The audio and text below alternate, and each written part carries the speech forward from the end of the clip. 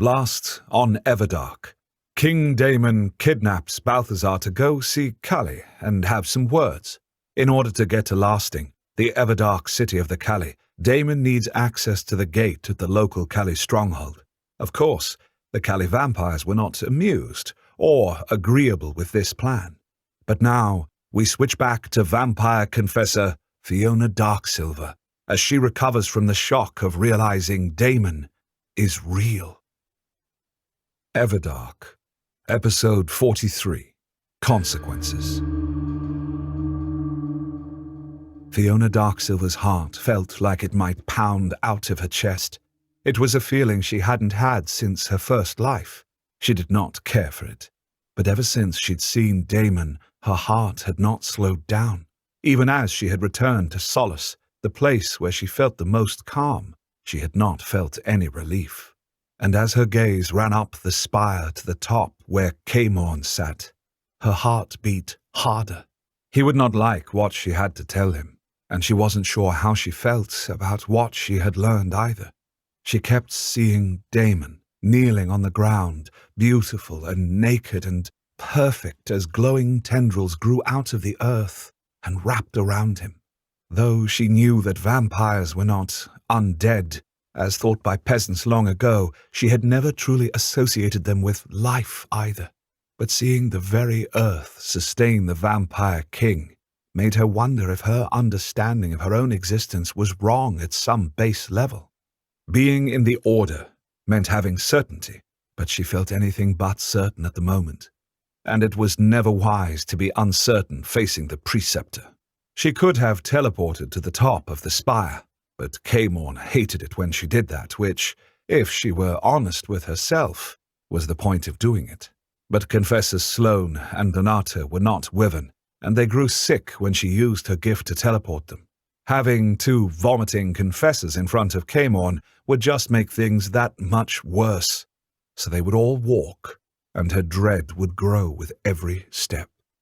A square outside of the spire was busy with vampires from all the bloodlines crossing the beautifully landscaped space. Recently there had been a surge in recruits. It had pleased her to think that more vampires were seeking peace through service to the Order. Few had chosen this route during her second life before now, because it demanded that one leave their master or mistress and break with their house. Because once in the Order, one's loyalty was solely to the preceptor and no longer even to one's own bloodline or creator. But she frowned as she overheard one of the initiates speaking to his assigned mentor. How did you get chosen to represent House Sandoval? A young confessor with jet-black skin and a shaved head asked. My master already has 3 fledglings. A brown-eyed slip of a man was saying. He said he was sorry to lose me, but he's been obsessed with the newest of my blood sisters. I'm sure he's already given my room to her. Good riddance in his mind, I'm sure. Whatever his intent was, it does not matter. The young confessor assured him as she put a long-fingered hand on his shoulder and squeezed. Soon, only those of us in the Order will be the ones worth listening to, as it always should have been. The initiate pressed his hands together as if in prayer and murmured, Praise be to the Order. Fiona's frown grew. Houses never sent their fledglings willingly. They were often loath to see them leave, even if the fledgling had a true calling to join the religious group. A vampire house's strength was determined by its numbers, but this initiate had said he had been sent by his master, as if he had drawn the short straw. Do they really think that they're going to gain any power by sending us their dregs? Confessor Donato murmured to Confessor Sloane. Sloane grunted and said, It will be noted who each house sends, and if they do not live up to the spirit of the calling, they will find themselves punished for it. Fiona frowned more deeply. She often was not involved in the politics of the Order. She secluded herself in her work and studies. Evidently, something new was afoot, and she felt ill at ease about it. She could not ask Sloane or Donato directly, because to be seen as out of the loop was never good for one's position in the Order. Have there been many new initiates that have not made the grade? She asked casually. The early ones sent definitely were substandard. Sloane remarked. That was when the houses really did not understand the new regime. But now we've been telling the houses which people we want. If they don't send them, well, that is noted too. Donato added. Well, if these fledglings have the calling, then the houses should comply, She said neutrally. Preceptor Losis has sent down a proclamation that perhaps you have not yet seen, sister. Sloane said carefully. Cursing herself for showing ignorance, she said, That is very possible. My work is normally all-consuming. What is this new proclamation? that he knows who has the calling, even if the individual does not, Donato explained. How could he know anything of the sort? She wondered with a start. Only a powerful Iros vampire like Balthazar could see so deeply into a person's mind. Or a seer who could see their future would be able to tell such a thing. But there are no Iros vampires in the Order powerful enough to ascertain this, and no seer vampires at all. I see. She said again, keeping her tone neutral. How exciting. What this sounded like to her was that Caimon was cherry-picking the vampires he wanted under him, as if he were creating a fantasy football league. She tried to quell that heretic thought. Her keen mind often got in the way of her having faith, especially with Caimon. She'd never had any real prejudices against the Cali vampires before meeting him. Afterwards, it was hard not to. But she hid her thoughts from Sloane and Donato. Not for the first time she wished that Arceus was still in the Order with her. She would have been able to confess her concerns to someone that she could utterly trust. But trust was a commodity in short supply in the Order these days.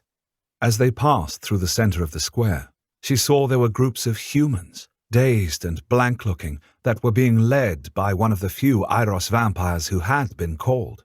She was brought up short by this. In the past, a few humans had been invited to come and live in the vampire world, but they were treated as honored guests. They were the best of the best acolytes. But this group of people looked nothing like that. Their minds were clearly being controlled. Their hands were bound with silver cuffs. They were dressed in identical black garments with no shoes on their feet. Her stomach clenched and anger surged through her. What was that Iros vampire doing? Confessor! Fiona cried as she strode over to him. He had jet-black hair and the quicksilver eyes of all vampires, but they seemed colder than normal. She almost jerked to a halt at the look he gave her. It was a considering look, which made her feel as if he were thinking about taking control of her mind as well. She knew her own eyes went arctic as she stepped into his personal space. What is the meaning of this? What are you doing to these humans? She snapped. What does it look like I'm doing? He responded with an arrogant toss of his head. I do not know what the Iros do, but there are no blood slaves in the Order. She responded, and moved to undo the silver cuffs around the first human's wrists. It was a young woman who stared at her helplessly and asked, Do you know where their bathrooms are? I really have to go, and I've been looking and looking for ever so long. It was then that the woman's pants grew darker, as a wet stain stretched from between her legs down her inner thighs. The woman had urinated on herself. Another wave of rage went through Fiona. It will be all right, Fiona assured her, though the woman's blank expression did not give her hope that she was being understood. We'll get you cleaned up. You'll get food, water, and bathroom breaks. All of you will. Do not be alarmed. They didn't look alarmed. They looked lost. She'd heard that if humans were under an Iros's control for too long, and it was done inexpertly, that they could lose their own will and never recover. Please let that not have happened here. To have a confessor do this is unthinkable. As Fiona unlocked the woman's cuffs, the Iros vampire snarled, You can't do that. They need to remain chained. I'm having trouble keeping a hold of them all. Balthazar could have everyone in this square doing a jig, but this piece of garbage allows this poor woman to wet herself. Fiona thought with a bitter laugh. But then again, Balthazar would never be a member of the Order. And somehow that struck her more deeply than the fact that there were blood slaves in the Order's front square. She shook with more anger. The Iros confessor grabbed her, or attempted to, but she moved much more swiftly than he did and snatched his forearm with her right hand in an iron grip. She twisted it around his back so that he had to sink to his knees to stop his arm from snapping in two. She squeezed that arm until he let out a thin whine of pain. "You're going to be in trouble for this," he hissed at her. I am not the one that is going to be in trouble. What you are doing is against the very principles of the Order. As vampires, we value freedom above all else. That means that we do not enslave others. Why do you think we went to war against the Immortals? We would control our own fate and let the humans do the same. She reminded him. She thought how insane it was that though this Eiros vampire wore the robes of their religion, but did not know the simplest and most basic parts about it. For one moment, she remembered Damon again and how the very earth had sustained him. I am not on the wrong side of this. I cannot be. "I believe the words of the preceptor over yours," he growled at her, even as perspiration dotted his brow as she kept up the hold on his forearm. What? She could not hide her shock at this. Had Caimon asked him to bring these humans like this to the spire? But then she shook herself. This Eiros must have misunderstood and done what he would have done for one of his twisted masters. You are ignorant and do not understand the preceptor's words. Where were you taking these people? "The holding cells," he gritted out as his pale face turned red with agony. Those are only used for vampires who have violated the Order's laws. She found herself saying stupidly. "Those are my orders. By stopping me, you're going against the preceptor's will." He continued to argue. It was then that Fiona realized she was in a circle of vampire confessors. None were coming to her aid. All were simply staring at her. Not even Confessors Sloane and Donato had spoken up. In fact, the two of them were several feet away from her, not looking at her at all, as if to somehow, by physically distancing themselves from what she was doing, they wouldn't be associated with what she was doing. A cold feeling of dread settled into her stomach. Take them to the holding cells, but you will treat them with respect. Remove their cuffs. See that those who must use the facilities are able to. And get this woman clean pants, she informed him, not taking any chances with her direct orders. I will speak to the preceptor about this. This is a PSA about supporting your favorite small creators. The Wraith Rain team also supports other small creators. We all belong to Patreons or contribute to Kickstarters for independent podcasters, musicians, indie games, personal YouTube shows, and things like that. We know that our money doesn't go to executives. It goes right to the people who create the work that we enjoy. And because we're also small creators, we know that every Patreon subscription, stream donation, and merch sale not only keeps things going in a practical way, but also emotionally. Everyone who gives us money is directly telling us that we're important to them, and it's really inspiring. We want to encourage you to do the same thing. Whoever it is that you really enjoy, if their work adds to your life, entertains, or educates you, consider supporting them somehow if you can, on their Patreons, buying merch, donating on stream, or anything you can think of. The Eiros looked at her out of narrowed eyes as he rubbed his wounded forearm. He looked sulky and unrepentant. "You'll find out that you were in the wrong.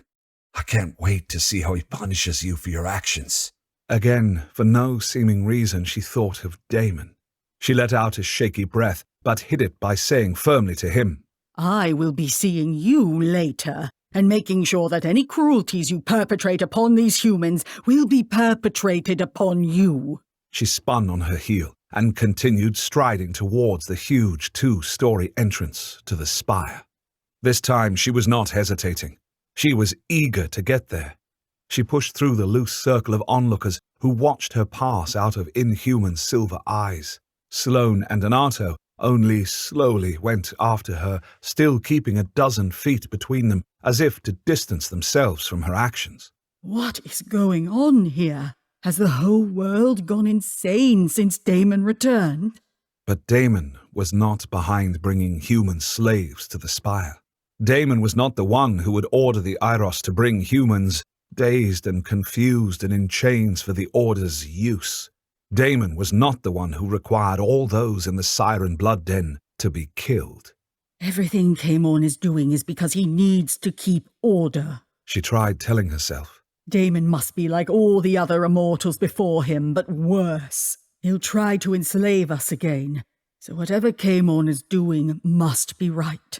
She held on to that belief as she reached the entrance. But she did not have to go to the top of the spire to reach the preceptor, for at that moment, Caimon came riding into the square. His cloak billowed out behind him like a set of wings. The spear, Borage, glowed like fire across his back. The werewolves Tarn and Farun racing after him, slobber flying from their mouths. Caimon alternately paled, then flushed. The look on his face was as if he had seen a ghost. He did not even try to avoid the clumps of people in the square, but simply rode on, making them jump out of his way just in the nick of time. Without vampire reflexes, many of them would have been killed. He only stopped when he reached the doors, right by where she was. His silver gaze locked on hers. You have finally returned, Caimon said, but it was not said in relief, but almost as an accusation. She swallowed, and her heart kept up that hammering rhythm. Caimon was afraid. She had never seen him afraid, and he was showing his fear in the middle of the square. What had happened out in the forest? Tarn and Farun tossed their heads back as if still scenting something strange. Their own fetid smell filled her nose, and she raised a gloved hand to her nostrils to try and block out that mangy scent. Their saliva plopped onto the flagstones, puddling there. Her stomach churned. Yes, Preceptor. She quickly pressed her hands together and bowed as Donato and Sloane sank to their knees. But Caimon seemed unconcerned with formalities. He threw himself off of his horse and landed with a solid thunk on the flagstones. He tossed the reins of Naboa to Farun and told the werewolf to take her to the stables. The mighty steed neighed indignantly, but calmed when Caimon spoke to her. The two werewolves and Naboa raced away as Caimon strode towards her in his black and red armor adorned with skulls and vines. Her eyes were drawn to Borage. It was a rarity to see one of the magical weapons from the past in such daily use. The blue-white tip glowed softly. He grasped her shoulder in an iron grip, and all thoughts she had to talk to him about the blood slaves left her mind. Why did you not contact me earlier? Where have you been? What have you done? He asked her. What had she done? At first she had no idea what he meant, and then an idea crept upon her. She had been seen by the Vampire King. Had that resulted in some terrible calamity already? She had thought that since neither Damon nor any members of House Ravenscroft pursued her, that everything had worked out, somehow. She told herself that simply watching him was not antagonistic. Or the other thought that had greatly disturbed her was that he hadn't considered them a threat. We should speak in private, shouldn't we? She finally managed to say. It was only then that he seemed to realize that they were amongst strangers. He blinked and his head jerked around. No one met his gaze, all pretending that they had not been listening eagerly to this altercation. Those who had seen her altercation with the Iros were even more interested. Without a word, Caimon pulled her through the doors of the spire. She felt rather like a kite as she raced after him, his hand on her wrist, as the two of them hurried over to one of the glass lifts that went directly to the top of the spire. This particular lift was reserved alone for the preceptor and two confessor guards who were stationed there. They pressed their hands together and bowed as the two of them hustled into the elevator's interior. Sloane and Donato slipped in just as the lift began to rise. What happened? He asked her. Damon is at House Ravenscroft. It is really him. There is no doubt about it, she said, her voice dropping almost reverentially low. She swallowed. She had to hide what she felt. Any sympathy towards Damon would bring Caimon's ire down upon her. Caimon's mouth opened and closed almost spasmodically, but finally he got out, How do you know? How did one explain something that one just knew in one's bones? But she described what she had seen. The red eyes, the glowing vines, and the fact that he had somehow known that she and the other confessors were there. But Caimon did not seem to hear that Damon had seen them. He seemed obsessed with the part about red eyes. He does not have silver eyes. He has red ones. She nodded as the lift reached the level of the antechamber of Caimon's throne room. He strode in ahead of them, his hands tugging at his goatee as if he would wrench the very hairs off his own chin. He did not sit on the throne, but instead paced the octagonal space, muttering to himself. Preceptor, what is our plan? She asked. Are we going to attempt to speak with him? Caimon stopped in his pacing and whipped around towards her. His lips were drawn back from his teeth in derision. And what would we say? Would he mind not trying to take over the throne and enslaving us all? No. The threat must be eliminated. What does that mean? Fiona thought. That we are going to give our king his second death? Whatever she had thought she knew of Damon before, seeing him real and alive had changed things for her. She found herself loath to consider actually harming that strange being, at least without not first understanding him. He went to sleep a long time ago. He abandoned his kingship then, she said, as she struggled to explain her feelings about attacking this being that they really knew very little about. For all we know, now that he has his fledgling, he will have no interest in returning to ruling. Or he will be quite ready to resume just where he left off now that he has what he wants, Caimon pointed out, which she had to admit was just as plausible. especially the type of power that he is alleged to have had. And the same could be said for you as well. This traitorous thought, like so many recently, curled in her mind. But he has made no move to take over. In fact, he has seemingly allied himself with House Ravenscroft, who has absolutely no power in our world, and very little on Earth, She pointed out. But that really did not give her much confidence. Balthazar had been trying to make his way back into Everdark society since the moment he was exiled. The fact that it was unlikely, in the extreme, as long as Caimon was the preceptor, seemed to have little effect on Balthazar's determination. He was clever. He was powerful. He would never give up. And now he had Damon on his side. I never thought you naive, Fiona. Caimon said with a sneer. She bristled. With all due respect, Preceptor, we have no idea what Damon's intentions are. We can only find out by speaking to him and surveilling him. Our books tell us that he was on our side in the war against the Immortals. She felt Sloane and Donato shift uncomfortably behind her.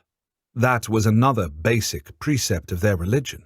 So they must have been uneasy about what the preceptor would say in response. No one was to challenge the word, not even Caimon.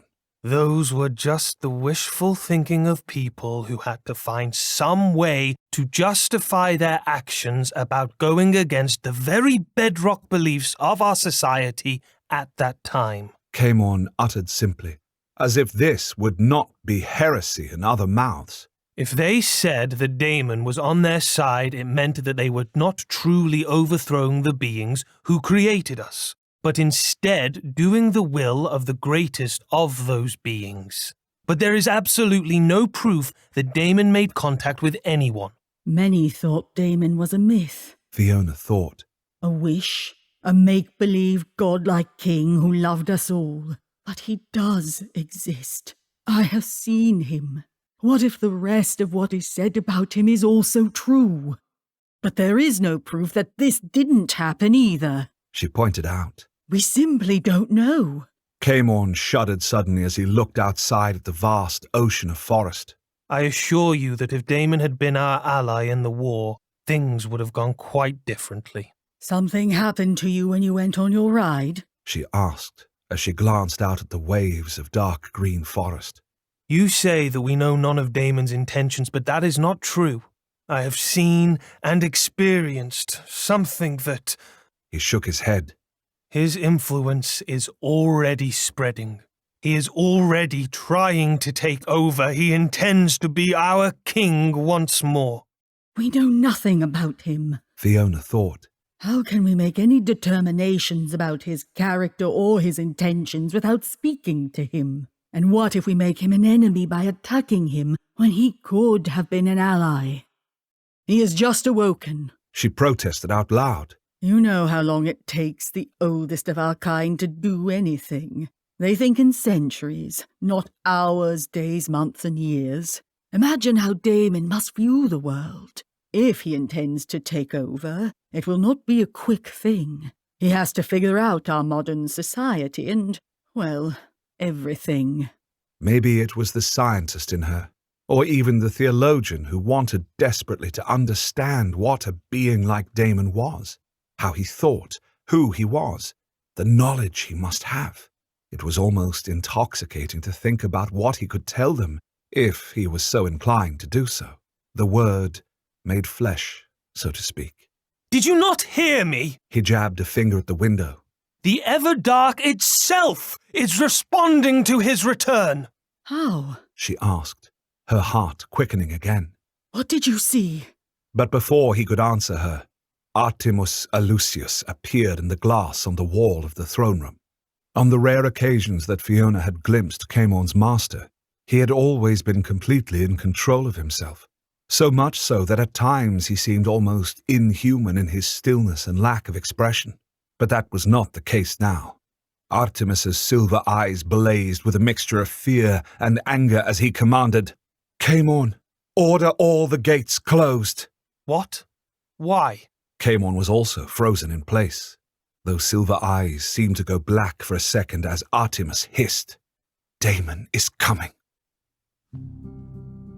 Join us next time for episode 44, Power of the Mind. The entire team is really grateful for how much support we've received. I didn't start writing to get rich. There are far easier ways to do that. I never thought gay romance would make me into a household name with movie deals. I started because I wanted to entertain people with the stuff I loved. But now we've been able to do things like this podcast with all this amazing talent. On the Wraith Rain team, we're just ordinary people with bills and loans to pay. We have to make careful decisions with our money like everyone else. This is why we're always honored that people decide to support us, and it makes us want to keep doing even more. We look forward to bringing you all 147 episodes of Everdark. But after that, who knows? Sky might be the limit. The Everdark podcast by Ex Aratare is performed by Edward Fox, Adam Riley, Jay Thillis, Bruno Devant, Kelly Michaels, and Hannah Hart, with Liz Gentle as Seer. Edited by Matthew Prince, continuity by Adrielle Wiggins. Everdark is produced by Wraith Rain Publishing in association with Her Grace Reed Studios. Copyright 2022 by Wraith Rain Publishing.